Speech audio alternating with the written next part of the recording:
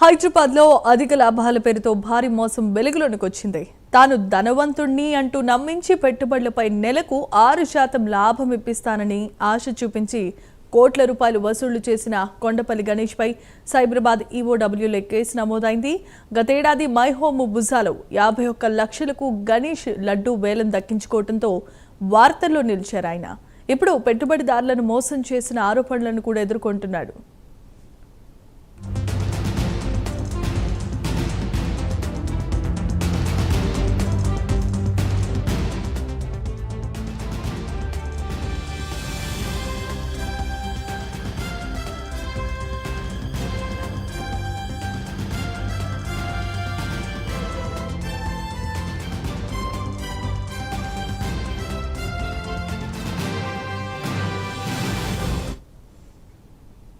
ఇక హైదరాబాద్ లో తాను ఒక పెద్ద ధనవంతుణ్ణి, నన్ను నమ్మి మీరు లాభాలు ఆర్జించొచ్చు అంటూ ప్రజలకు కుచ్చుటోపి పెట్టిన ఒక ఉగాంతం బయటకొచ్చింది.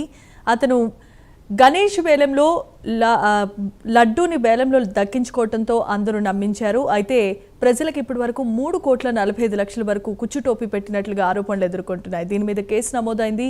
ఇదే అంశానికి సంబంధించి మరిన్ని అప్డేట్స్ ను మా కరెస్పాండెంట్ హరికృష్ణ అందిస్తారు. Harikrishna. Thank you Jemimah.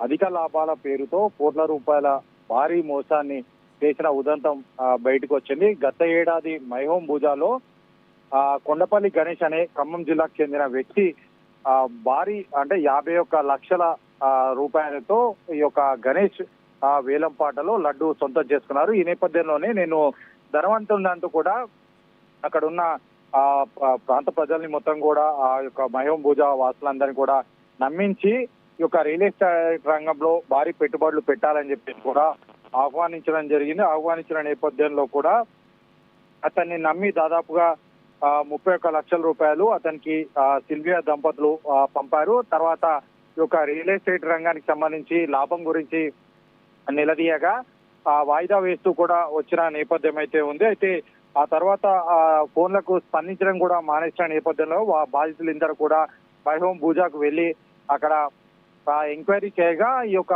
Ganesh అనే వ్యక్తి ఇక్కడ నుంచి కాల్ చేశారని చెప్పేసి కూడా వారికి తెలిసిన నేపథ్యంలో కూడా బాధితులు మేము మోసపోయామంటూ గుర్తించి పోలీసులను ఆశ్రయించిన నేపథ్యం అయితే ఉంది. మొత్తంగా ఇప్పటి వరకు కూడా 3.45 కోట్ల రూపాయలు అతనికి పంపించి మొత్తం ఇదే తరహాలో కొంతమంది బాధితులంతా కూడా పంపించినట్టుగా తెలుస్తుంది. బాధితులందరూ కూడా మోసపోయినామని చెప్పేసి పోలీసులను ఆశ్రయించిన నేపథ్యంలో కూడా కేసు నమోదు చేసి దర్యాప్తు చేస్తున్న పరిస్థితి ఉంది. Right, thanks for the updates Harikrishna.